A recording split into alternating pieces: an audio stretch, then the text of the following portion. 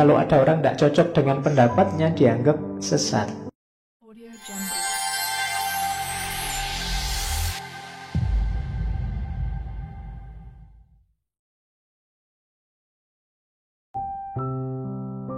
Kalau berlainan pendapat mengenai suatu masalah telah mulai dipertentangkan, kebenaran akan robek karena masing-masing pihak memperebutkannya.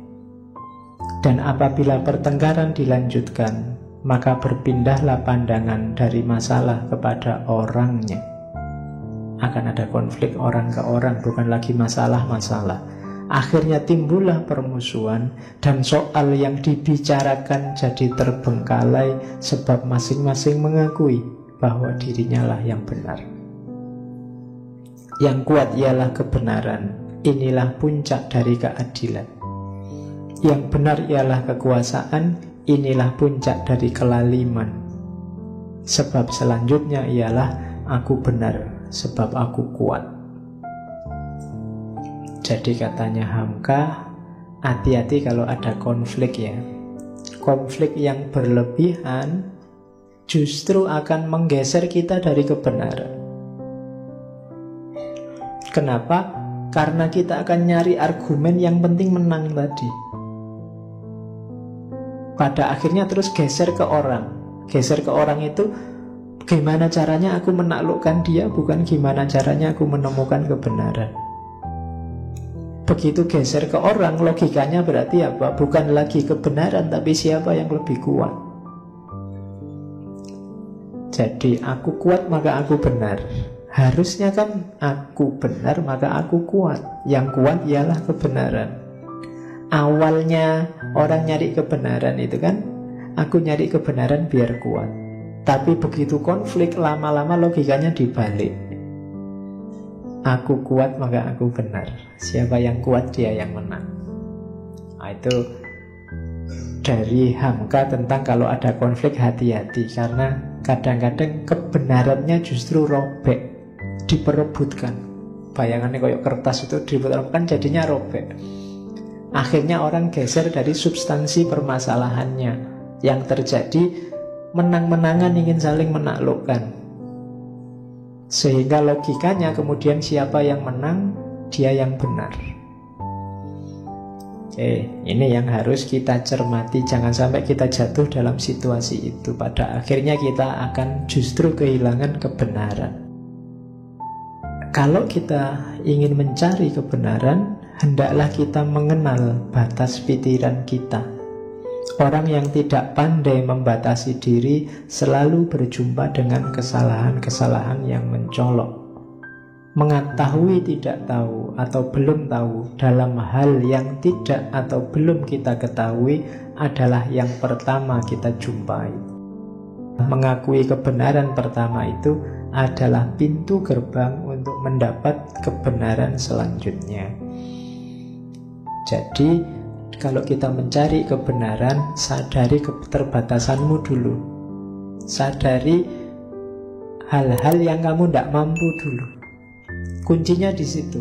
Sebelum kamu tahu kan diawali dari tidak tahu. Berarti apa? Kamu itu terbatas karena kamu tidak tahu. Itu kebenaran pertama. Setelah itu baru kamu belajar sehingga kamu tahu.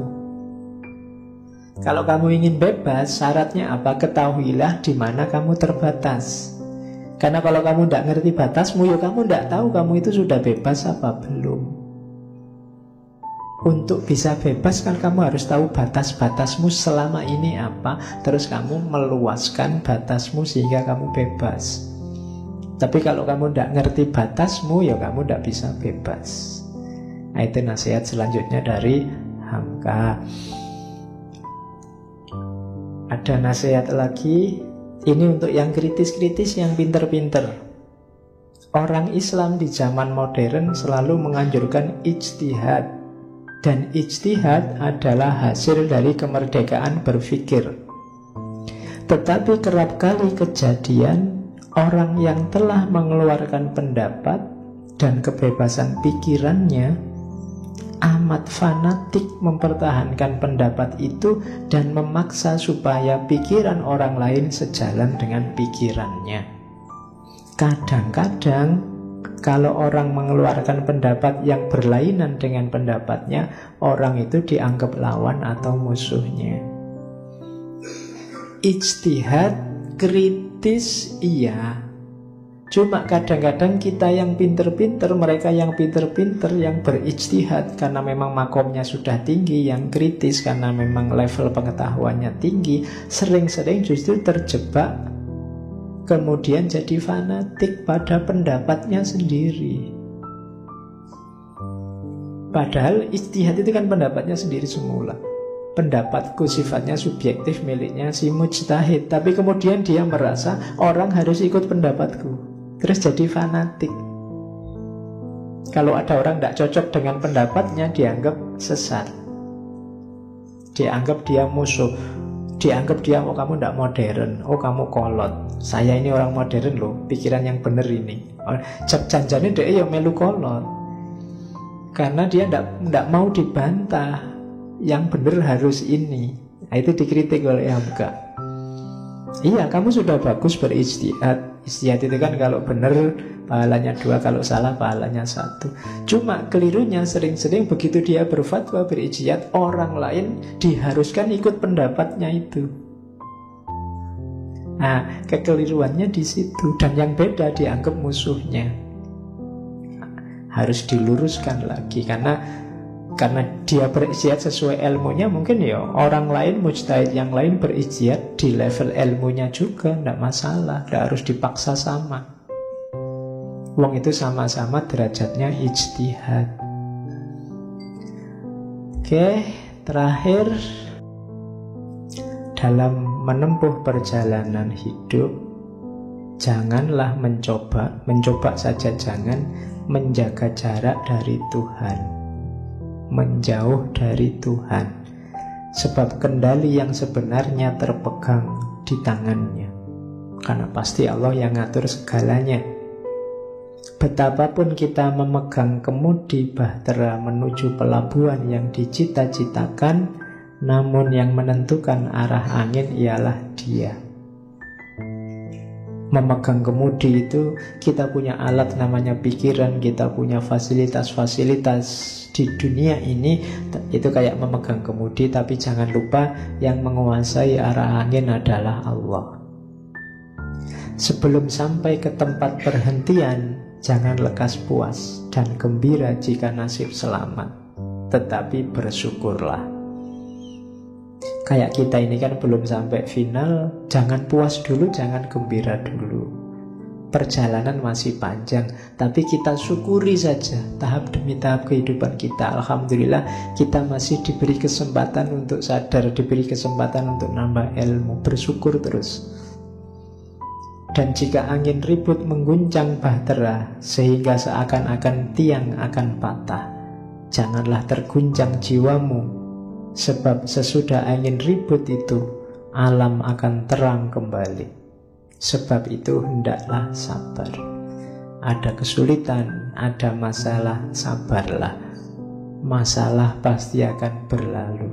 Kalau tidak, tunggu saja, pada saatnya pasti berlalu. Kalau enggak, Pak, percaya saja pada Allah. Terus imbangkan pelajaran hidup antara syukur dan sabar. Jadi hidup kita ini rangkaian dari syukur, sabar. Formulanya bisa kadang-kadang syukur, sabar. Atau kadang-kadang sabar, terus syukur. Pokoknya antara rangkaian syukur dan sabar. Ada yang tidak enak, sabar. Ada yang enak, bersyukur. Tidak enak, sabar, enak, bersyukur. Jadi dari syukur ke sabar, dari sabar ke syukur, begitu terus. Dan tidak usah galau dengan perhitungan terakhir. Perhitungan laba dan rugi bukan di tengah pelayaran, tetapi di tempat perhentian terakhir. Kalau kita istiqomah dengan syukur dan sabar kita, insya Allah husnul khotimah.